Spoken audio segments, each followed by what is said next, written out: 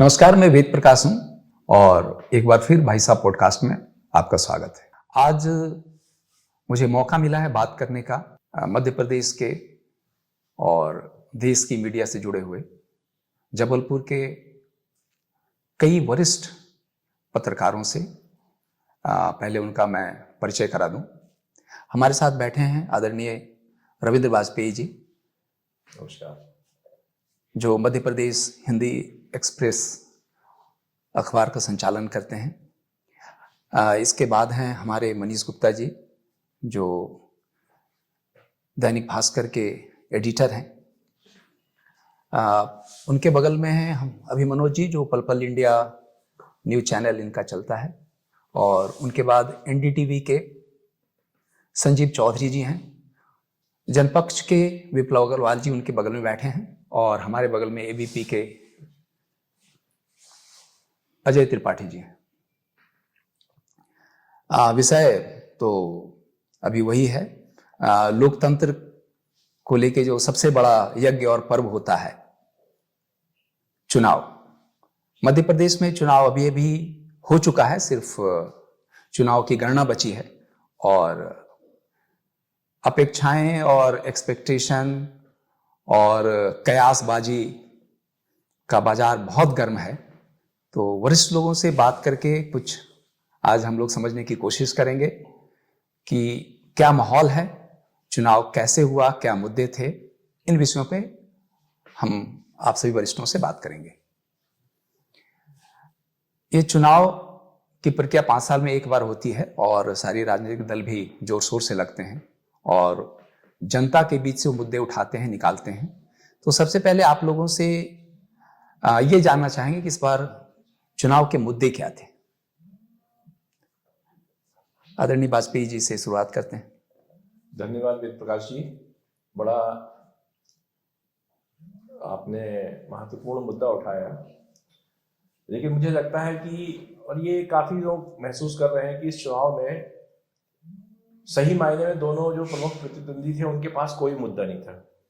और इसीलिए ये कहा गया कि ये चुनाव जो है लहरविहीन चुनाव दिख रहा था। अब वैसे तो राजनीतिक दलों का एक ही मुद्दा होता है कि ये इनके प्रकार से सत्ता हासिल करना जी। और सत्ता हासिल करने के लिए दोनों ही प्रमुख पार्टियों ने जो शॉर्टकट्स अपनाने चाहिए थे उनके ऊपर जोर दिया। और इसीलिए जनता के बीच में भी चुनाव को लेकर के जैसा एक रोमांच होना चाहिए वो नहीं दिखा, बावजूद इसके कि मतदान का प्रतिशत काफी संतोषजनक रहा। अन्यथा अगर जनता निराश होती है तो मतदान का प्रतिशत गिरता है।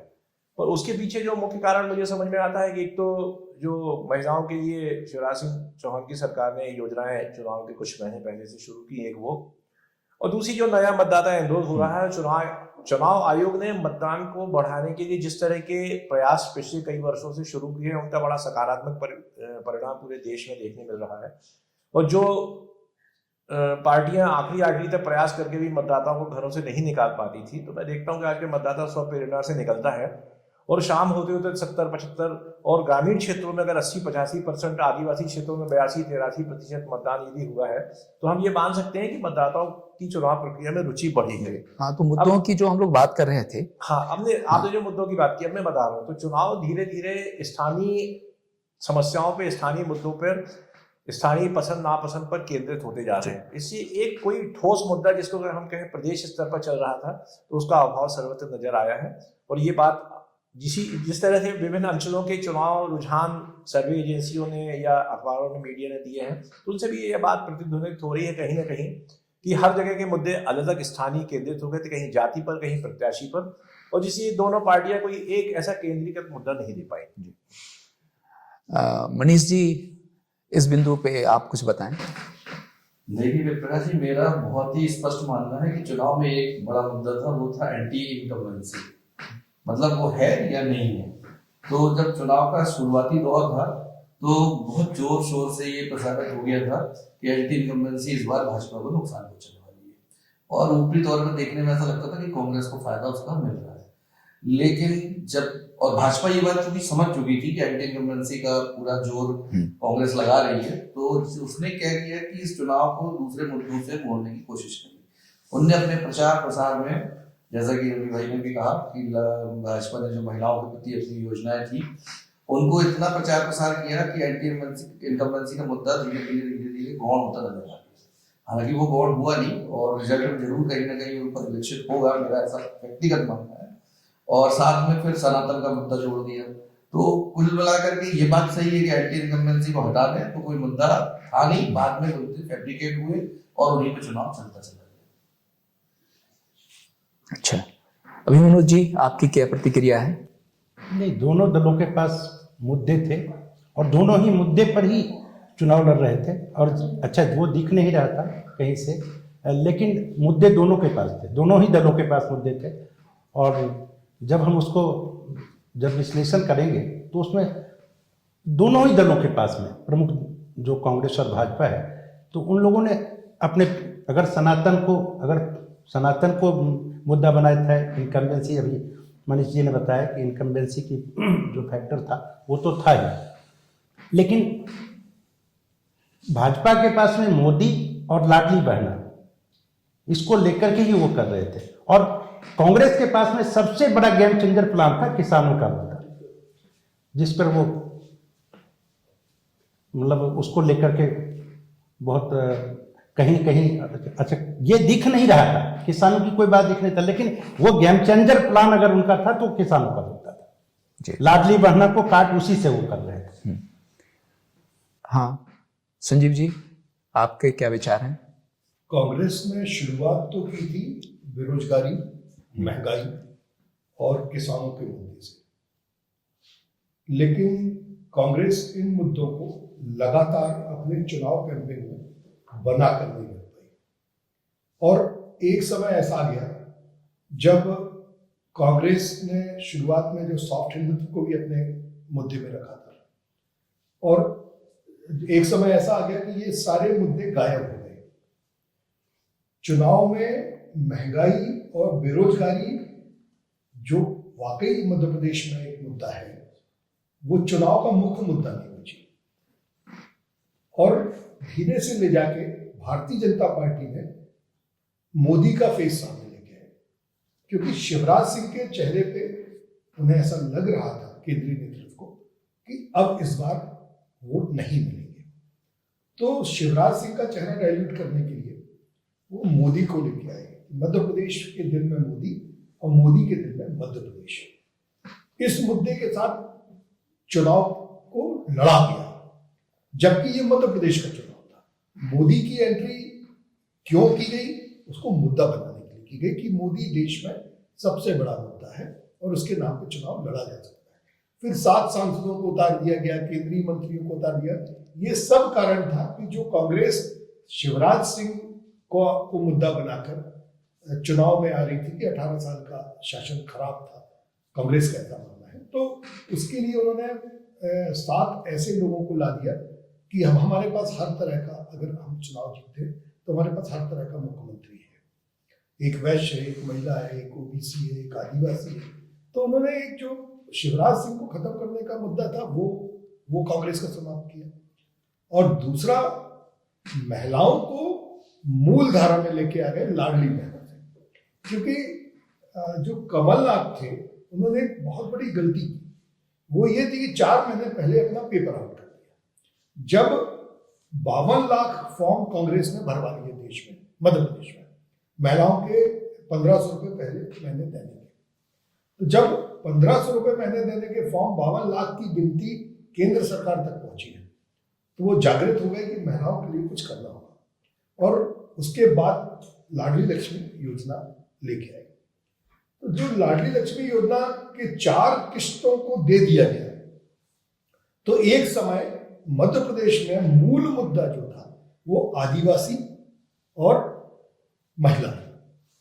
यहां तक कि किसान भी बहुत बड़ा मुद्दा इस बार नहीं था, पर आदिवासी और किसान और महिलाएं बड़ा मुद्दा थे। प्रधानमंत्री आ रहे हैं, जो भी आ रहे हैं, आपने देखा होगा कि आदिवासियों को रिझाने के लिए कहीं रानी कमलापति स्टेशन बन रहा है, कहीं रानी दुर्गावती की समाधि हो रही है, कहीं कुछ हो रहा है। तो मतलब हर तरह से जो घुमा फिरा के 2 मुद्दों पर भारतीय जनता पार्टी ने अपना चुनाव लड़ा, एक महिला और दूसरा आदिवासी।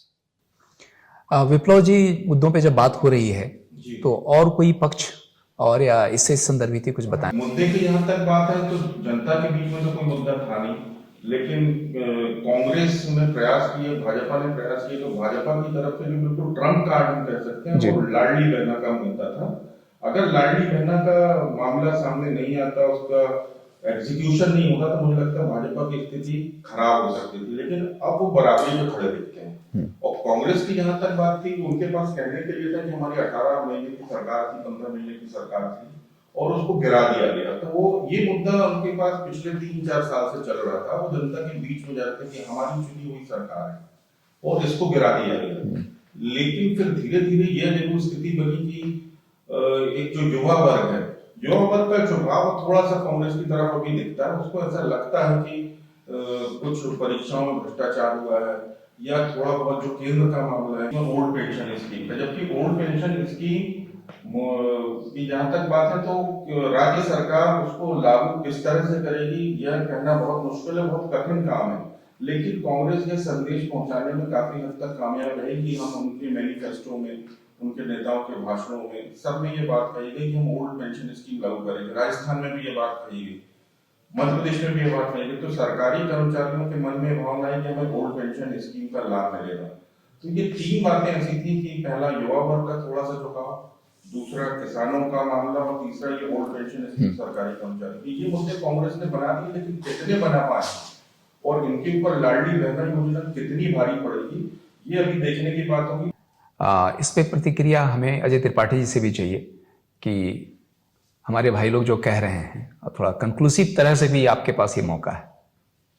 देखिए विक्रांत जी, जैसा रवि ने भी कहा, बाकी साथियों ने भी कहा कि ये चुनाव मुद्दों पे तो थे ही, और इसके अलावा जो क्षेत्रीय चीज़ें होती, लोकल होती है, जो कैंडिडेट की पसंद नापसंद, जैसे हम लोग कहते हैं कि जो सबसे छोटा चुनाव होता है पार्षद का, उसमें ये आदमी देखता है कि हमारे कितना निकट है ये, इससे हमारा काम बन सकता है कि नहीं बन सकता, और कैसा था इसका, ये जनसेवा करता है कि नहीं। तो उससे ऊपर का जो चुनाव होता है वो विधानसभा का होता है।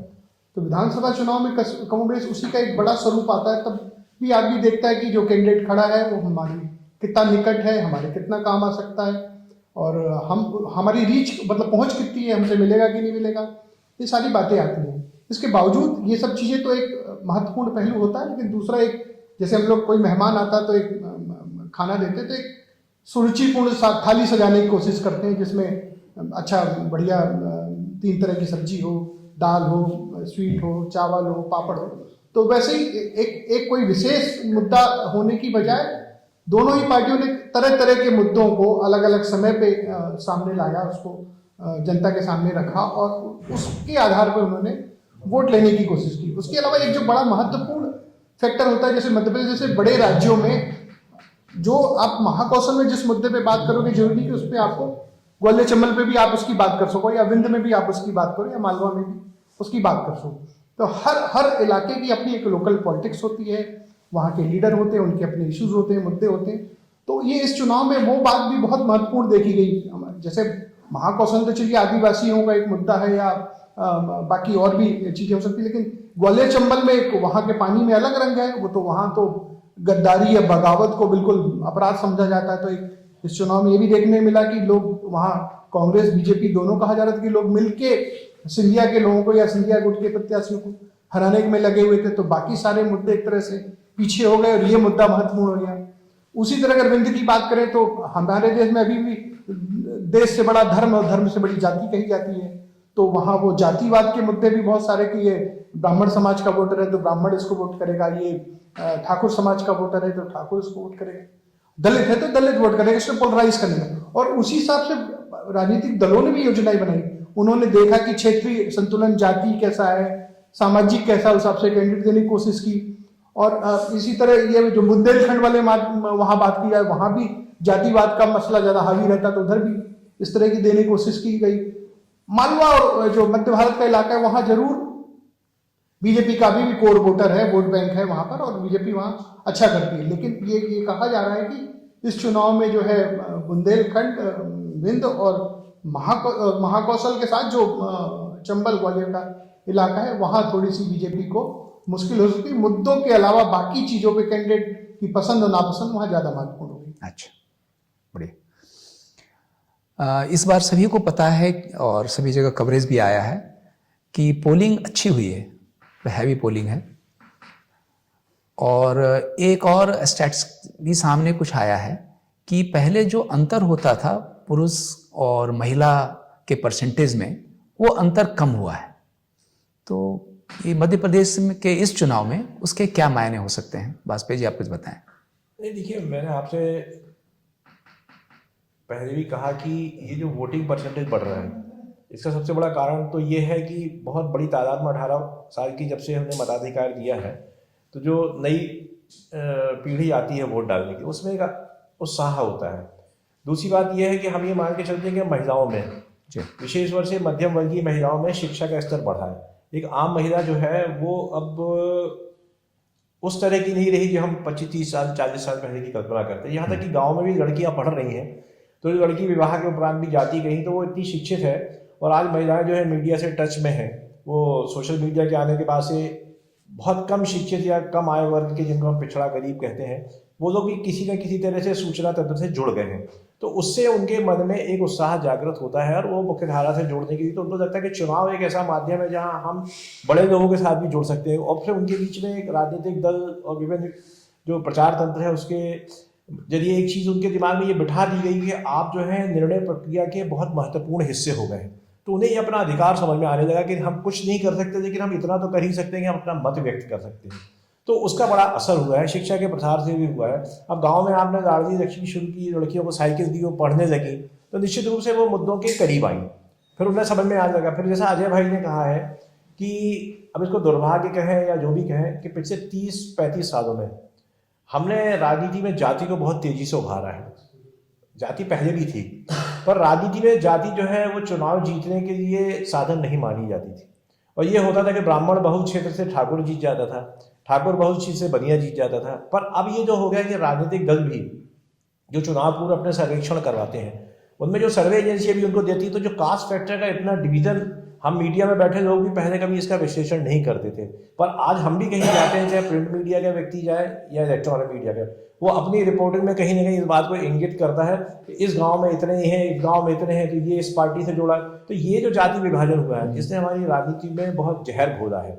और निश्चित रूप से ये जो डिवीजन है, जैसा अजय भाई ने कहा कि चंबल अलग है, और हम कहते हैं फला गांव में एक बहुत केंद्रीय नेता चुनाव लड़ रहा है, फिर हम बता रहे हैं उसकी जाति के इतने लोग हैं, तो इसका मतलब ये कि उस केंद्रीय नेता का अपना व्यक्तिगत प्रभाव कुछ भी नहीं है राजनीति का, उसका जो कुछ प्रभाव वो जाति से जोड़ दिया गया है। तो इसके कारण भी जब जाति का समूहबद्ध हुए, जब हम अल्पसंख्यकों का देखते हैं कि अल्पसंख्यक हमेशा अपनी असुरक्षा के भाव से या अपना दबाव बनाने के लिए हमेशा बड़े पैमाने में वोटिंग करते रहे शुरू से ही, आज से नहीं। उसी तरह की अब हमारे यहाँ जाति का समूह जो बन रहे हैं, ये जाति का समूह अपना राजनीतिक प्रभुत्व दिखाने के लिए बड़े पैमाने में वोट करने लगे हैं और जाति का नेता भी जो बने हैं। तो ये जो एक नया ट्रेंड हमारी राजनीति में आया है, इसने वोटिंग परसेंटेज को काफ़ी तेजी से बढ़ाया है। और राजनीतिक दलों के सामने भी एक बहुत बड़ी समस्या होती जा रही है कि छोटे छोटे जाति समूह अब टिकट के लिए दबाव बनाने लगे हैं, मंत्री पद के लिए दबाव बनाने लगे, विभिन्न राजनीतिक पदों के लिए दबाव बनाने लगे हैं। तो उसके कारण क्या वो देखिए कि आप कभी भी किसी राष्ट्रीय पार्टी में, आज राहुल गांधी जैसा व्यक्ति जो विदेशों में पढ़ के आया है, अगर शरद यादव, मुलायम सिंह यादव, लालू यादव अगर बात करते तो ठीक है, लेकिन राहुल गांधी अपनी सभाओं में जातिगत जनगणना की बात कर रहे हैं। वो ये बताते हैं कि केंद्रीय सचिवालय में मात्र 3 सचिव इसके हैं, मध्य प्रदेश सचिवालय में 1 सदस्य इस जाति का है। तो मुझे लग रहा है अगर एक विदेशों में पढ़े हुए हमारे नौजवान नेता लोग, फिर मान लीजिए आज प्रधानमंत्री हमारे जाके आदिवासी क्षेत्र में बात कर रहे हैं या कहीं बात कर रहे हैं, तो सीधे सीधे उसको रिपोर्ट किया गया कि आदिवासी क्षेत्रों में कॉन्संट्रेट करके प्रधानमंत्री यहाँ गए। प्रधानमंत्री राष्ट्रीय नेता होता है, उसको आदिवासी या नॉन आदिवासी से नहीं होना चाहिए। वो तो क्षेत्रीय विकास की बात करेंगे। मान लीजिए मंडला में हम गए, तो मंडला में हम जाकर के वहाँ के जो आदिवासी महापुरुष हैं उनका नाम ले रहे हैं या वहाँ की लोगों की भावना व्यवहार, तो इससे मतदाता का प्रतिशत तो दान में बढ़ा है निश्चित रूप से। पर मुझे लगता है कि इलेक्शन की जो क्वालिटी है वो गिरी है। हाँ, ये मतलब ज़्यादा पोलिंग होना, रिप्रेजेंटेशन बढ़ने की बात हुई है। मनीष जी, ये पोलिंग और विशेष करके महिला का हैवी पोलिंग पे क्या कहेंगे? देखिए, जो पोलिंग ज़्यादा होने के पीछे में जो भी कारण है, सब लोग अपना अलग अलग तरीके से उसका विश्लेषण कर रहे हैं। एक विश्लेषण हमारे यहाँ भास्कर में बहुत अच्छा छपा था कि 3% से ज़्यादा जब पोलिंग होती है तो रूल बदल जाता है, पार्टी बदल जाती है। अब सही है गलत है ये बताएगा, दूसरी बार 5% के आसपास पोलिंग कहीं कहीं बढ़ी है, मतलब एवरेज है इसके आसपास। तो क्या होने वाला है आगे पता चलेगा। सिर्फ जबलपुर में 5% का है ही है, आगे वो दूसरे पर उसमें जो भी है मतलब दूसरे जिलों में अलग है, मध्य प्रदेश में पूरे में 3 पॉइंट समथिंग कुछ बढ़ गया है, तो पता चलेगा। लेकिन जहां तक पोलिंग बढ़ने से जो जागरूकता ज्यादा आती है, मेरा ऐसा मानना है, भले ही 18 साल के वोटर बढ़े हों या कास्ट विशेष के वोटर बढ़े हों या आदिवासी क्षेत्र के वोटर बढ़े हों, लेकिन उनको ये जागरूकता तो आई ना कि हमको मतदान दे करके हमको देश के कल चुनाव करना है, तो पोलिंग बढ़ने का एक असर है, तो जो डेफिनेटली इसका असर परिणामों पर पड़ेगा, और परिणामों पर जब पड़ेगा तो उससे पता चलेगा कि उनको पोलिंग बढ़ने से सत्तारूढ़ दल को फायदा हुआ है या नुकसान हुआ है। जी, अभी मनोज जी, इस पोलिंग पे आपके विचार? देखिए, निश्चित रूप से अगर हम पिछले कई चुनावों को हम देखते हैं तो 2003 से अगर हम जब चुनाव की वोटिंग प्रतिशत को देखते हैं तो 2003 से लगातार 2% से ज़्यादा मतलब यहाँ मतदान हो, मतलब उसकी बढ़ोतरी हुई है लगातार 2000 मतलब जितने भी इलेक्शन हुए, और पिछले बार इलेक्शन में 3 पॉइंट समथिंग कुछ का था। और ये सारी चीजें अभी एक बहुत अच्छा अपने वेदप्रकाश जी आपने कहा कि महिलाओं की वोटिंग प्रतिशत को लेकर के, लेकिन जब आंकड़ों को देखेंगे तो मात्र 36 जिलों में महिलाओं के प्रतिशत बढ़े हैं, और यहां तक कि मुख्यमंत्री शिवराज सिंह चौहान जी के जो चुनाव क्षेत्र है वहां महिलाओं का वोटिंग प्रतिशत बहुत कम है। इसका मतलब है कि लाडली का इफेक्ट पर जब हम वोटिंग महिलाओं के प्रतिशत से बात करते हैं तो इसका मतलब वहां इफेक्ट नहीं हुआ है। तो 36 जिलों से हम कुछ भी मतलब, अच्छा ये डॉक्यूमेंटेड है, इसको कहीं भी हर जगह 36 जिलों के जो आंकड़े हम देख सकते हैं। तो महिलाओं के प्रतिशत को लेकर के जो बहुत सारी चीजें हो रही है कि लाडली का इफेक्ट है, ये सारी चीजें, तो मुझे ऐसा नहीं लग रहा है कि इन सब सारी चीजों का कहीं भी कोई इफेक्ट पड़ रहा है। और ये 36 जिलों में ही क्यों, बाकी जगहों पे मतलब लाभार्थी तो बहुत जगह सभी जगह थे पूरे मतलब मध्य प्रदेश में। तो ये सबसे महिलाओं के वोटिंग प्रतिशत को लेकर के अभी बहुत कुछ भी आकलन नहीं, सीधा आकलन नहीं किया जा सकता है। संजीव जी, आप इस पे कुछ अपने विचार बताएं। वोटिंग प्रतिशत लगातार जो बढ़ रहा है उसके लिए चुनाव आयोग बहुत मेहनत करता है, और उसके साथ मैंने एक चीज और महसूस की कि इसके साथ सोशल मीडिया का बहुत बड़ा हाथ है। क्योंकि आप देख रहे होंगे कि लगातार लोग अपनी जो वोट डालने के बाद फोटो अपलोड कर रहे हैं। बहुत सारे न्यूज़ चैनल्स ने, बहुत सारे संस्थानों ने अपने विज्ञापन में भी वोट को बहुत महत्व दिया। धीरे धीरे शहरी लोग, पहले ऐसा कहा जाता था कि वोट डालने नहीं जाते और इस कारण सरकारें किसी की भी बन जाती हैं, तो वो उस बात वो खत्म किया गया और हो रहा है। उसका परिणाम है कि पनागर के छत्तरपुर में 95.46% वोट है। ये अपने आप में रिकॉर्ड है कि किसी क्षेत्र में 95 और 96% का वोटिंग हो। फिर राजनीतिक दल अपनी विश्लेषण करते हैं। जो आजकल ऐसा नहीं कि भारतीय जनता पार्टी की टिकट आपको मिल गई या कांग्रेस की टिकट मिल गई तो आप जीत गए। ये बहुत बड़ा गणित है और इसकी तैयारी महीनों पहले से की जाती है। उदाहरण आपको बताता हूं कि किसी मोहल्ले में, किसी बूथ में जो पन्ना प्रमुख होता है पार्टी का, उसके पास लिस्ट दे दी जाती है करीब 3 महीने पहले। वो एक एक व्यक्ति को आइडेंटिफाई कर लेता है कि कौन सा व्यक्ति हमारे दल का समर्थक है, और पूरा कम्युनिकेशन होता है कि इस बूथ पे 1100 वोटर थे, उसमें से 800 डल गए हैं और अपने लोग जो लोग थे वो अभी वोट डालने नहीं आए, तो अंदर से वो कम्युनिकेशन बाहर होता है और पार्टियां उन लोगों को लाने के लिए लग जाती हैं, फोन करती हैं, भाई साहब आ जाइए, क्या है। इवन तो चुनाव तक लोगों को ये पता चल जाता है, तो जो विश्लेषक होते हैं, जो कैंडिडेट अच्छे कैंडिडेट हैं जिन्हें 2-4 चुनाव लड़े या लड़वाए हैं, उन्हें तो ये भी मालूम हो जाता है कि किस जगह पे किस तरीके का मतदान हुआ है। बहुत साइंटिफिक स्टडी है इसकी। तो जो मतदान बढ़ने का कारण है वो प्रमोट किया जाता है, उनको घरों से निकाला जाता है। ठीक है, आजकल गाड़ियां नहीं जा सकती, लेने नहीं जा सकते, लेकिन लोग उनके घर में घंटी बजाने जा रहे हैं। कि भैया दादाजी ने वोट नहीं डाला, चलो ले चलते हैं। तो इस तरह से वोटिंग परसेंट बढ़ने के लिए लोगों की जागरूकता भी जिम्मेदार है, ये राजनीतिक दलों की स्टडी और राजनीतिक दलों का प्रयास भी जिम्मेदार है, और सरकार ने और चुनाव आयोग ने जो काम किए वो भी बहुत महत्वपूर्ण है। हाँ, परसेंटेज बढ़ने से रिप्रेजेंटेशन का बेस बढ़ रहा है। अगर लोग पहले कहते रहे कि इसे इतने प्रतिशत पाके पार्टी सरकार में आ जाती है, तो उसका बेस इससे बढ़ता तो है। विप्लव जी, इसके बारे में कुछ कहेंगे आप? देखिए, क्या है कि वोटिंग परसेंटेज लगभग 80% के आसपास फाइनल वोटिंग में भी हुई है। उसमें 76% पुरुषों का, 74% महिलाओं का वोट आया। तो महिलाओं का वोट आज भी पुरुषों की तुलना में थोड़ा सा कम है, लेकिन पिछले चुनाव की तुलना में जो वोट प्रतिशत बढ़ा है, तो उसके पहला कारण है कि जनता में जागरूकता है। दूसरा कि वोटिंग करने की सहजता हो गई है। पहले किलोमीटर जाना पड़ता था लोगों को, लेकिन अब वो वोटिंग करने की जो सहजता हुई है, आप हम सब यहाँ बैठे हैं, किसी को भी अपने घर से वोट करने के लिए 2-3 किलोमीटर से जाना है। अभी हाल में दिव्यांगों के लिए नया प्रावधान चुनाव आयोग ने लाया, और बुजुर्गों के लिए कि अपने घर से भी डाल सकते हैं। तो वोटिंग करने की सहजता हो गई, सड़कें अच्छी बन गई। यहाँ पे अभी जब जबलपुर जिले में वोटिंग हुई, तो हमने देखा कि मोटर वोट से उन गाँव में जाके वोटिंग करा ली गई जो पहले कई किलोमीटर तक वोट करने नहीं आ पाते या वोट करते नहीं थे। फिर तीसरा कारण जो मुझे समझ में आता है, त्योहार का मौसम था, बड़ी संख्या में जो वोटर्स चुनाव के समय बाहर रहते हैं, वो त्योहार में अपने घर आए हुए थे। उनमें मजदूर भी थे, मध्यम वर्ग के लोग भी थे, सभी लोग थे जो छुट्टियां मनाने अपने घरों को लौटते हैं। और चौथी बात ये थी कि जो वोट पैकेट्स होते हैं, जैसा संजीव अभी बात कर रहे थे, जो वोट पैकेट्स है उनको मोबिलाइज करने के लिए दोनों पार्टियों ने बहुत मेहनत करी।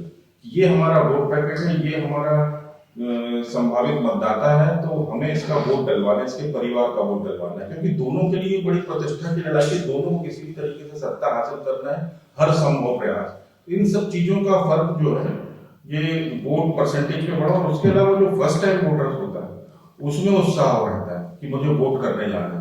तो फर्स्ट टाइम वोटर्स का उत्साह के कारण भी कम से कम 2 से 3% वोट तो उसी कारण बढ़ जाता है। तो कुल मिला के जागरूकता एक समझ लीजिए, वोटिंग करने की सहजता और जो वोट पैकेट्स हैं वो एक मामला हो जाता है। त्योहार, इन चीजों के कारण मुझे वोट प्रतिशत बढ़ा लगता है। और भाजपा का प्रयास ये था कि लाडली बहना योजना पे फोकस करके हम चुनाव कराएंगे, तो उन्होंने महिलाओं को ज्यादा बाहर निकालने की कोशिश की, उन तक संदेश पहुंचाए, उनको योजनाओं का लाभ दिया, तो महिलाएं भी बड़ी संख्या में बाहर निकली है। अब इसका चुनाव पे क्या असर होता है ये परिणामों में सामने आएगा, लेकिन वोट परसेंटेज बढ़ने अभी कुछ लोगों ने ये भी कहा कि कुछ लेबर जो बाहर काम करते हैं वो दीपावली की छुट्टियों में आ गए थे तो मतदान तक रुके, ये भी एक छोटा कारण हो सकता है। अजय जी, इसके बारे में आप भी कुछ बताएं।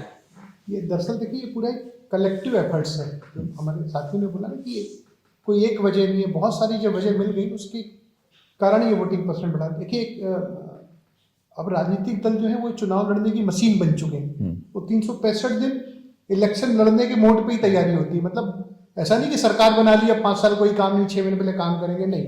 वो जैसे ही देखिएगा चुनाव खत्म होगी, फिर से वो बैठ के चालू हो जाएंगी, सम्मेलन चालू हो जाएंगे, उनके जो पन्ना प्रमुख, बूथ प्रमुख, ये जो।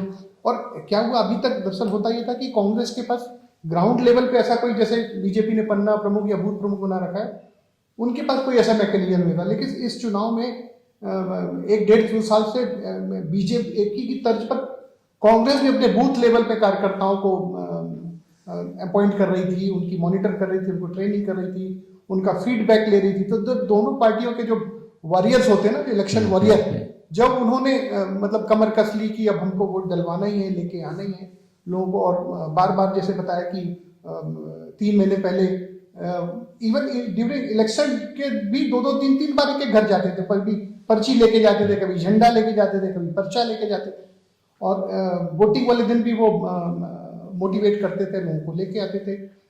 एक बड़ा महत्वपूर्ण ये विषय है। दूसरा, इलेक्शन कमीशन के भी अपने एफर्ट्स हैं, जो सेलिब्रिटी को लगा के या सोसाइटी में कैंपेन करके इन सब चीज़ों को अवेयर करना कि भाई वोट देना अब अधिकार है, अब अपनी अच्छी सरकार चुनिए। आप बार में कोसते हैं कि यार अच्छा नेता नहीं है, अच्छी सरकार नहीं, तो आप अपने मताधिकार का उपयोग करिए, उसको चुनिए। और फिर इसके अलावा दूसरे कारण, जैसे रवि ने कहा कि जो जातिवादी समूह बड़े हैं, जो अल्पसंख्यकों का एक अपना ये मसला होता है कि वो ज़्यादा वोट करते हैं और सोचते हैं कि हमारे पक्ष का अगर MP MLA होगा तो हमारा संरक्षण ज़्यादा होगा 5 साल।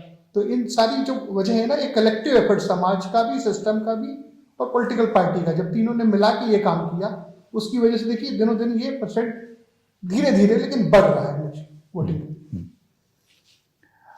ओवरऑल बातों में एक दो चीज़ और निकल के आई कि जो मुद्दे थे महिलाओं के लिए, जो पहले से फॉर्म भरवाने की बात एक पार्टी कर रही थी, दूसरी पार्टी ने पूरे योजना ला के इम्प्लीमेंट करके उसको हाईजैक कर लिया और उसका लाभ लिया। एक मुद्दा सनातन का भी, जो एक विशेष दल लेके चल रहा था, अब दूसरा दल भी उससे परहेज नहीं कर रहा था। वो भी कई स्थानों पे वो भी कह रहे थे कि हम भी सनातनी।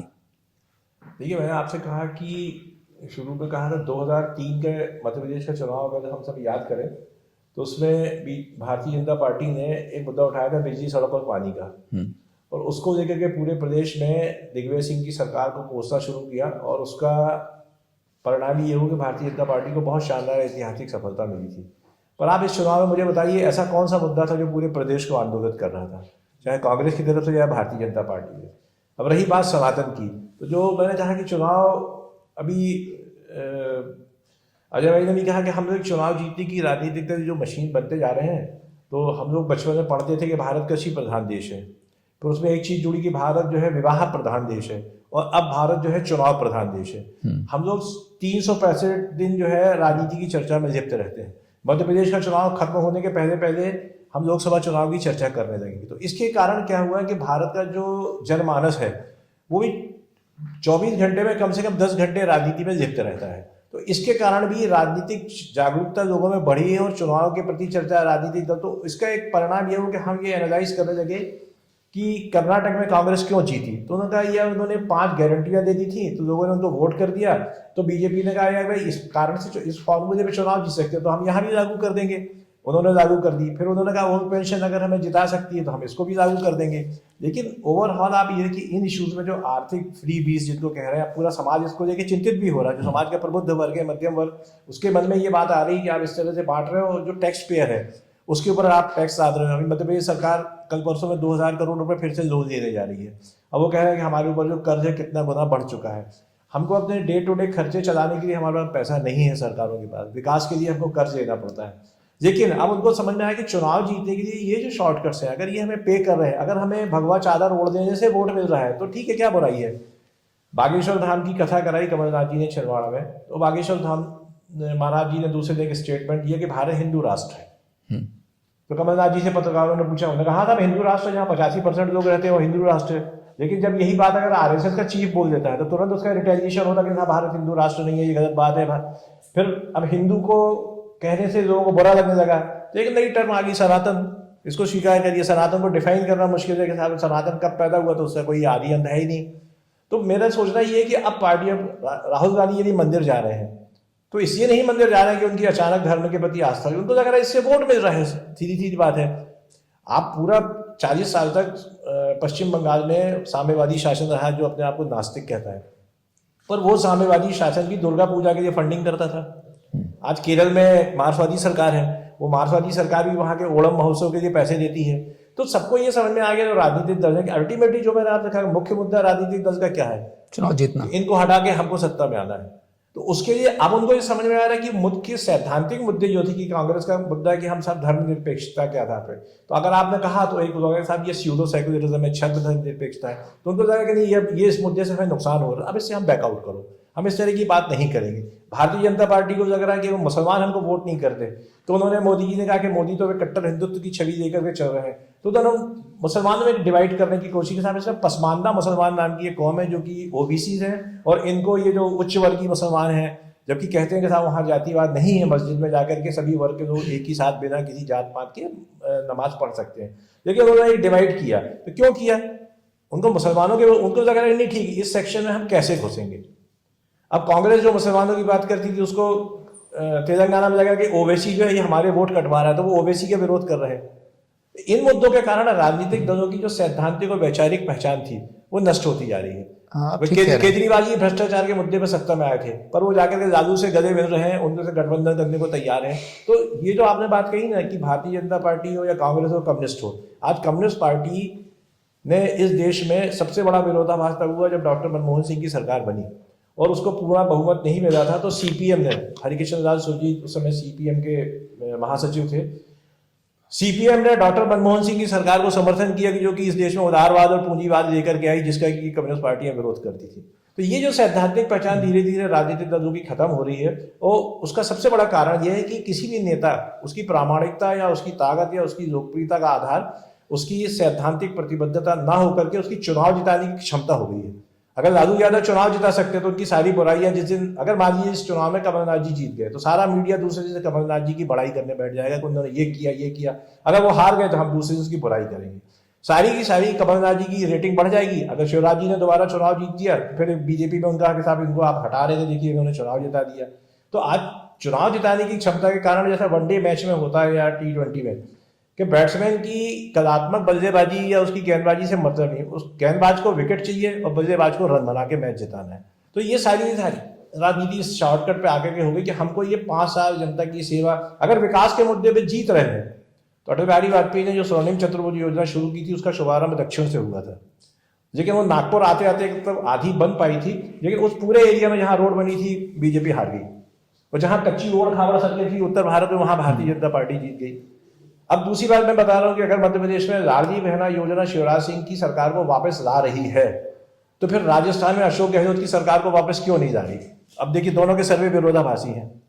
मध्य प्रदेश में शिवराज सिंह की सरकार का लाडली बहना में जीत सकती है, फिर अशोक गहलोत ने तो उससे ज्यादा दे दिया है, उसको सर्वे कह रहे हैं कि साहब 60-65 सीटें मिलेंगी। तो कुल मिलाकर के स्थानीय समीकरण, स्थानीय भावनाएं, जाति, धर्म, सारे मुद्दे इतने गड्ढम गड्ढ हो गए हैं कि आप उसको समझ नहीं सकते। आज जबलपुर की राजनीति है, यहाँ का पहला सांसद मारवाड़ी था, दूसरा सांसद यहाँ से जो बना वो, आप देखिए यहाँ का बड़ा मतलब एक कॉस्मोपॉलिटन कल्चर है जबलपुर में। ये बाहर से आके शरद यादव भी जीत गए, कश्मीरी ब्राह्मण भी बन गया, महाराष्ट्री भी बन गया, बंगाली भी बन गया। आज आप कल्पना करिए, तो छोटे छोटे क्षेत्रों में हम बात करने लगे। तरुण भानोट अपने को पंडित तरुण भानोट देखते हैं, कोई अपने को फलाना देखता है। हम लोग ये जाति का सरनेम पे आ गए ना, उस पर पहचान पे, इसके कारण राजनीति में मुद्दे खत्म हो गए। हमको हिंदुत्व पे वोट मिल रहा है, वहां हम हिंदू हैं, जहां हमको धर्मनिरपेक्ष पे वोट मिल रहा है वहां हम धर्मनिरपेक्ष। हाँ, आप कह रहे हैं कि ये मुद्दों का अंतर कम होता जा रहा है। नहीं, इसी राजनीतिक सैद्धांतिक पहचान ही खत्म हाँ, खास करके ये सनातन का मुद्दा है, इस पे भी डिफरेंसेस पहले से पार्टियों के बीच कम हुआ। मनीष जी, इस पे कुछ बताएंगे आप?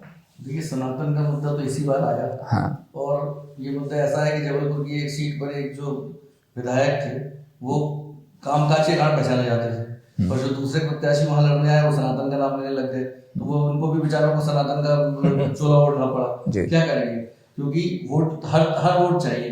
मतलब कुल मिलाकर मतदाता के मन में थोड़ा भ्रम पैदा कर दिया कि हम सनातन है या वो सनातन है। तो मतदाता या तो सनातन का मुद्दा भूल जाए या वोट देने से पहले चूज कर ले ज्यादा सनातन कौन है, अगर सनातन के मुद्दे पे वोट देना चाह रहा है।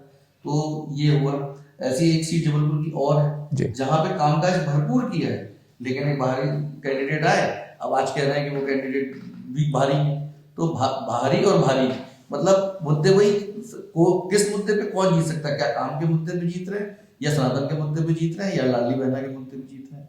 तो मुद्दा केवल यह है कि जो मुद्दा चल जाए वही मुद्दा है। तो अब मुद्दा चलना कौन सा है ये पता चलेगा परिणाम के बाद, क्योंकि अभी इतना ज्यादा उलझा हुआ है, जैसा कि रवि भैया कह रहे थे, गड्ढम गड्ढे पूरा सचमुच में उलझा हुआ है। सनातन का मुद्दा, लाडली बहना का मुद्दा, विकास का मुद्दा, और आदिवासियों का मुद्दा, मजदूरों का मुद्दा, कौन सा मुद्दा ऐसा जितना नहीं है? फ्रीबीज का एक बड़ा मुद्दा, मतलब वो लाडली बहना वाला ही मुद्दा है, फ्रीबीज। तो अब ये मुद्दों के बीच में सनातन का मुद्दा कितना काम करेगा? प्रचार तो सनातन के मुद्दे का भरपूर हुआ है, सोशल मीडिया में पूरे टाइम आ भी रहा है। लोगों ने भाषणों में अपने जो रोज देते थे उसमें सनातन का मुद्दा, मैं सनातनी बहुत किया, लेकिन ये सब बताएगा कि सनातन का मुद्दा चला या जो जीता वो सनातनी। अभी मनोज जी, आप क्या कहेंगे? जो अभी मनीष जी ने कहा कि सनातन का मुद्दा है, अपने एक राजनीतिक हितों के लिए जो सनातन का मुद्दा, दोनों पक्षों ने इसका भरपूर उपयोग किया है इस चुनाव में। और सनातन, अच्छा, कई जगहों पे जाकर के वहां सनातन की कोई बात भी नहीं की है, कई इलाके ऐसे। तो सनातन का मुद्दा दोनों साइड से अपने चुनावी फायदे के लिए ये सारे दोनों पार्टियों ने इस मुद्दे का भरपूर उपयोग किया है। हम किसी को भी आगे पीछे नहीं कर सकते। हाँ संजू भाई, आप? विल जी, आपको याद होगा कि जब प्रियंका गांधी जबलपुर आई थी तो ये प्रचारित किया गया था कि मध्य प्रदेश में चुनाव की शुरुआत वो प्रियंका गांधी जबलपुर से कर रही है अब वो नर्मदा पूजन से कर रही है। ये सॉफ्ट हिंदुत्व का प्रयोग जबलपुर से शुरू किया गया और इसके पीछे उन्होंने ये मुद्दा बनाया कि राहुल गांधी ने 2018 में जब शुरुआत की थी तो वो नर्मदा पूजन से की थी और उससे उन्हें मध्य प्रदेश में सरकार बनाने में सफलता मिली। तो कांग्रेस ने जब शुरुआत की तो ये बताना शुरू कर दिया कि भाई हम मध्य प्रदेश में नर्मदा भक्त थे, हम सनातनी हैं, हम अच्छा उसी समय बजरंगबली का मुद्दा भी आया था तो शहर में बड़े बड़े गदा लगाए गए और तमिलनाडु से वो जो बजरंगबली बनाए गए थे बड़े बड़े वो 5 लोगों को जबलपुर बुलाया गया। जिस दिन प्रियंका गांधी थी उस दिन हम लोग कवरेज कर रहे थे तो उन लोगों का भी इंटरव्यू किया था जो तमिलनाडु से बुलाए गए थे, वो बजरंगबली बन के घूम रहे थे। तो कांग्रेस नहीं चाह रही थी कि ये मुद्दा सिर्फ भाजपा के हाथ में रहे। बहुत सारे जो कैंडिडेट थे वो अपने भाषण में और अपने प्रचार में बीच बीच में सनातन सनातन सनातन कर रहे थे। मतलब आप उनसे कोई दूसरे मुद्दे की बात करें लेकिन वो कहीं ना कहीं सनातन पे आ जाते थे। अब आता हूं भारतीय जनता पार्टी। तो भारतीय जनता पार्टी मैंने एक स्टोरी की है, वो बहुत आश्चर्यजनक मुझे लगा इसलिए मैंने की थी कि इस चुनाव में जो धार्मिक प्रतीक है उनका भारी प्रयोग किया गया लेकिन चुनाव आयोग शांत रहा। अजय त्रिपाठी जी और मैं अमित शाह की रैली कवर कर रहे थे तो उस रैली में भगवे झंडे थे और साथ में बजरंगबली के झंडे थे और ये चुनाव की रैली थी। जो अयोध्या में राम मंदिर बन रहा है उस राम मंदिर के साथ पूरे शहर में प्रधानमंत्री नरेंद्र मोदी के पोस्टर लगाए गए थे और कई जगहों पे नरेंद्र मोदी और राम मंदिर के साथ स्थानीय जो कैंडिडेट था उसने अपने भी फोटो लगाए थे। तो सनातन का उपयोग भारतीय जनता पार्टी ने भी भरपूर किया और कांग्रेस ने भी भरपूर किया। यहां तक कि भारतीय जनता पार्टी की तो ये भी सोच थी कि सनातन में वो जो नमक मिर्ची डालने के लिए यदि ओवैसी जबलपुर एक बार आ जाएंगे तो उन्हें एक विशेष सीट पे क्योंकि उसका कैंडिडेट लड़ रहा था तो उसका उन्हें लाभ मिल सकता है। तो और एक और चुनाव आयोग बहुत शांत था। जिस तरह से धार्मिक चिन्हों का प्रयोग किया जा रहा था उसमें स्वतः संज्ञान लिया जाना था। और एक और बात आपको बताता हूं जी आश्चर्यजनक कि दोनों पार्टियों में कोई भी मैंने बात की थी कलेक्टर से, कोई भी शिकायत नहीं की कि ये उपयोग कर रहे हैं कि ये उपयोग कर रहे हैं। मतलब भाई तुम भी करो मैं भी करूं, पर इसमें चुनाव आयोग को स्वतः संज्ञान लेना था, चुनाव आयोग ने नहीं लिया। तो जो सनातन है वो कांग्रेस को भी ये समझ में आने लगा कि बिना सनातन के चुनाव जीतना कठिन है हिंदी भाषी क्षेत्रों में। तो वो एक जो नया प्रयोग शुरू हुआ सॉफ्ट हिंदुत्व का, उसमें मंदिर जाना भी है, उसमें भगवत कथा कराना भी है, उसमें बालेश्वर धाम वाले बाबा जी को बुलाना भी है, उसमें अपने आप को हिंदू कहना भी है और हिंदू राष्ट्र के लिए विरोध नहीं करना भी। ये सब कांग्रेस कर रही है क्योंकि उसे 2024 का चुनाव सनातन के खिलाफ हुआ। अजय त्रिपाठी जी, सनातन खूब दिखा है और आप लोगों ने खूब देखा है इस दौरान, खास करके चुनाव के दौरान।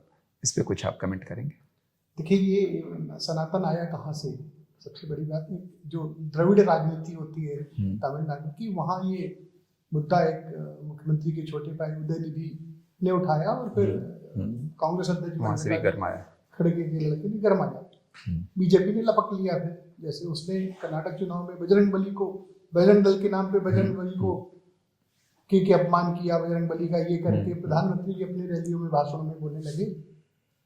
लेकिन वहाँ चूंकि वहाँ का राजनीति का स्ट्रक्चर अलग है या धार्मिक या सामाजिक तौर पे, तो बीजेपी को वो लाभ वहाँ नहीं मिला उतना जो जिसकी उम्मीद कर रहे थे। और यहाँ उस बात को पहले से भांपते हुए कमलनाथ ने काउंटर करने के लिए खुद को सॉफ्ट हिंदुत्व का चेहरा बताते हुए सारा जो प्रचार था उस पर केंद्रित रखा। और ये कांग्रेस की स्ट्रेटेजी भी थी कि सनातन के, धर्म के, हिंदू के नाम पे हम किसी भी ऐसी बात नहीं बोलेंगे जो सामने वाली पार्टी को, बीजेपी को लाभ पहुंचाए। तो अब सनातन का मुद्दा एक तो ये था कि हिंदू बताना, और दूसरा बीजेपी की एक बड़ी स्ट्रेटेजी ये थी सनातन के नाम पे जो हिंदू धर्म के वोट, दलित या जाति या उसके नाम पे डिवाइड होते हैं वोट, उनको भी एकजुट रखा जाए ताकि लोग अपनी गौरव, सनातन की गौरव या गरिमा के आधार पे वोट करें, ना कि ब्राह्मण, ठाकुर, बनिया या किसी और के नाम पे वोट करें। इस वजह से बीजेपी को वो सनातन का मुद्दा मुफीद लगा, बार बार वो आया। लेकिन जब हम लोग पूरे चुनाव को देखते हैं, जब कैंपेन हुआ तो सनातन प्रमुख मुद्दा नहीं था चुनाव में। एक बाकी सारे मुद्दों की तरह एक मुद्दा था, लेकिन प्रमुख मुद्दा नहीं था। प्रमुख मुद्दा जो ऊपर ऊपर दिख रहा था बीजेपी का, जो शिवराज सिंह चौहान की लाडली बहना योजना थी, वो एक बड़ी मुद्दा था बीजेपी की तरफ से। और कांग्रेस की तरफ से जो पहले हम लोग ने चर्चा की मुद्दे थे, वो किसानों की नाराजगी। कांग्रेस ने इस बात को, या किसानों में ये बात था कि जब दिल्ली में किसान आंदोलन हुआ तो किसानों को आतंकवादी, देश विरोधी, खालिस्तानी सब कुछ सोशल मीडिया पे इस तरह से एक कैंपेन चला के वो बताया गया। तो वो बात, कर्ज माफी वाला मुद्दा जो कितना भी किया था कमलनाथ ने सरकार बनने पे, कर्ज माफी की थी, तो ये बात वो थी। फिर एक मुद्दा जो आम मध्यम वर्गीय परिवार में महंगाई भी था, ज्यादा चर्चा भी उस मुद्दे की, लेकिन ये सबको लगता है कि नहीं, हमारे कोरोना के बाद घर का बजट बिगड़ा है, हमारी इनकम श्रिंक हुई है, वो खर्चा हमारा बढ़ गया है। तो आपके अवचेतन मन में कहीं ना कहीं वो बात होती है कि भाई, अब प्रधानमंत्री कहते हैं कि वो राजस्थान में सबसे पेट्रोल, भाजपा शासित राज्यों में पेट्रोल 100 रुपए से कम बिक रहा है, लेकिन वो वही भूल जाते हैं कि यहाँ भी 110 रुपए में बिक रहा है। तो ये बात कहीं ना कहीं उसको लगती है। तो ये सब चीजों को करने के लिए सनातन लाए, वोटों का डिवाइडेशन ना हो, वोट बटे ना, वो बीजेपी की रणनीति थी। और मुझे लगता है कि कुछ हद तक वो सफल हुई। और ये सनातन जो चुनाव वोटिंग के पहले जो दिख रहा था चुनावी सनातन के रूप में, वो चुनाव खत्म होने के बाद फिर सारे कैंडिडेट मंदिरों में और तीर्थ स्थानों पे जाते हुए भी दिखे हैं। ये भी सनातन का एक दूसरा पक्ष है। और लास्टली इस टेबल टॉक को और परिचर्चा को समाप्त करने से पहले अगर कोई कुछ कमेंट करना चाहें, आप लोग के संपर्क में बहुत सारे कैंडिडेट हैं, तो इन जनरल बॉडी लैंग्वेज से क्या पता चल रहा है? ये बॉडी लैंग्वेज से, जैसे मैंने कहा कि पूरे प्रदेश में, क्या पूरे शहर में, अब बात की तो कोई कहता बीजेपी 5 जीतेगी, कोई कहता कांग्रेस 6 जीतेगी। और उसका कारण ये नहीं कि पूर्व में कांग्रेस जीत जाएगी तो पश्चिम में बीजेपी, तो उसका कारण ये कि हम चुनाव है बहुत ज़्यादा लोकलाइज हो गया है और आप उसका प्रेडिक्शन इस आधार पर नहीं। एक जनरल सर्वे हो सकता है कि प्रदेश में जो सर्वे एजेंसियाँ रेटिंग करती हैं, जो स्टैटिस्टिक्स का एक अपना बेसिक प्रिंसिपल है, लेकिन उसको ऐसे करना बहुत मुश्किल है। परिणाम बहुत अप्रत्याशित आएंगे। जो बहुत हाईटेक कैंडिडेट या जो जिसको कहते हैं बड़े डिस्टिंग्विश है, वो हार जाएंगे, और कोई छोटा मोटा जिसको कोई अंडर वो कर रहा है माइंड, वो जीत जाएगा चुनाव। उसका कारण ये है कि चुनाव टोटल एक मैकेनिज्म पे हो गया है, जिसने अपने वोट गिरवा दिए, वो चुनाव जीत जाएगा। आपके पास एक फिक्स वोट बैंक तो हर पॉलिटिकल पार्टी का है, प्लस उसमें कैंडिडेट के अपने क्वालिटेटिव वोट्स होते हैं। अगर सिटिंग एमएलए है तो उसका काम किया है तो ठीक है, और एंटी इनकम्बेंसी अगर सरकार के खिलाफ होती है तो एंटी इनकम्बेंसी विपक्ष के एमएलए के खिलाफ भी होती है, अगर वो एकदम नकारा सिटिंग एमएलए।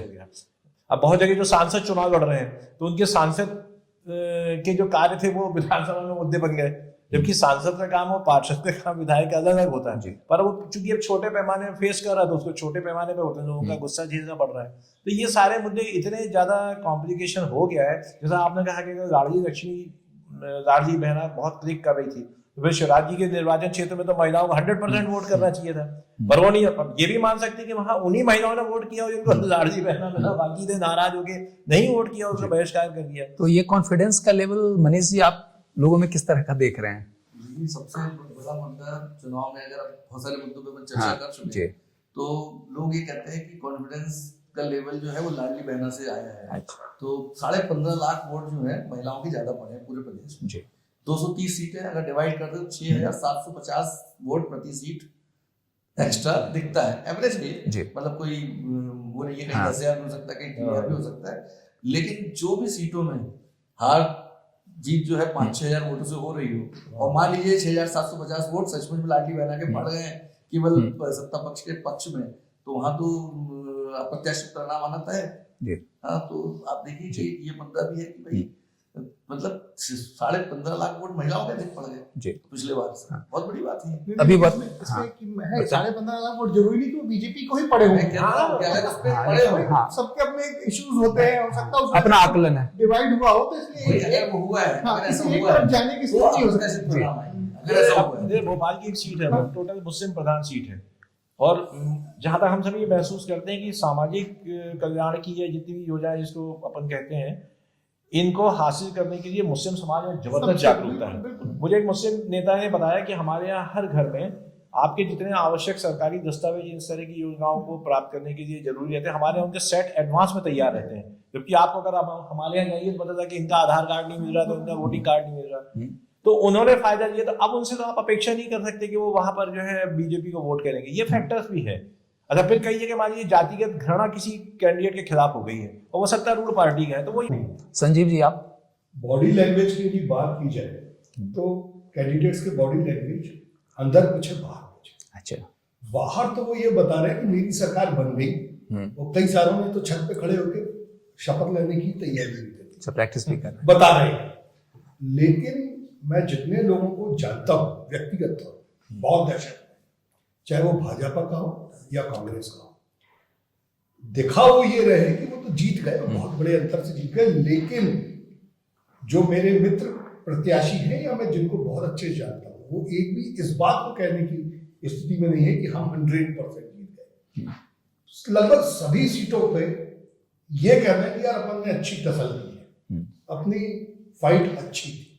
तो बिल्कुल स्पष्ट है कि बॉडी लैंग्वेज दिखाने की कुछ है, पर अंदर से मुझे ऐसा लगता है कि 230 में से 230 प्रत्याशी दहशत में तो है, क्योंकि बिना वेव का चुनाव। विप्लव जी, देखिए, जबलपुर में दोनों दलों के प्रमुख 16 प्रत्याशी हैं। बाहर के कुछ जिनसे मेरी मुलाकात 2 या 3 लोगों से हुई है पूरे चुनाव की घोषणा होने से लेकर अभी तक, तो जिनसे भी हुई है वो पूरी तरह से आश्वस्त नजर आते हैं। उनकी बातों से, उनकी बॉडी लैंग्वेज से, जो संजीव कह रहे हैं बिल्कुल वही है स्थिति।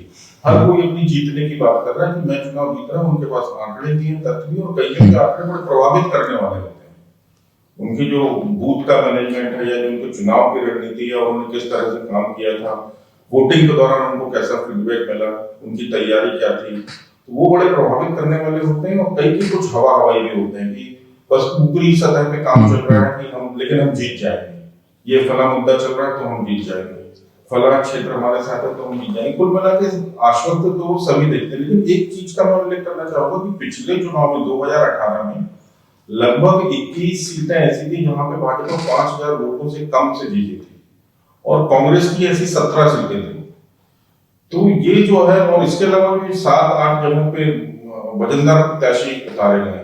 ये चीजें जो है रिजल्ट्स में कुछ एक बड़ा अंतर पैदा कर सकती है, या तो भाजपा के फेवर में या कांग्रेस के फेवर में, कुछ भी हो सकता है। लेकिन बॉडी लैंग्वेज जो है वो तो सब यही देख रही है कि हम सभी की तरह सबकी सुरक्षा। अजय त्रिपाठी जी, आपका कुछ आकलन?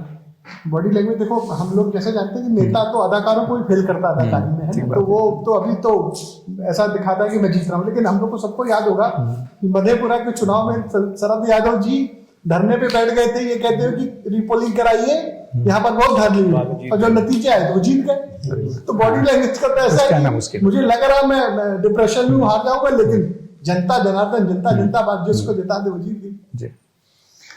आज की बड़े इंटरेस्टिंग चर्चा में और आप लोगों ने बड़े दिल से भाग लिया, और नए तथ्य, नए विश्लेषण, नए आकलन सामने आए हैं। आप लोग का बहुत बहुत आभार, धन्यवाद। और भाई साहब पॉडकास्ट में आने के लिए आप सबों का बहुत बहुत धन्यवाद। फिर मिलते हैं।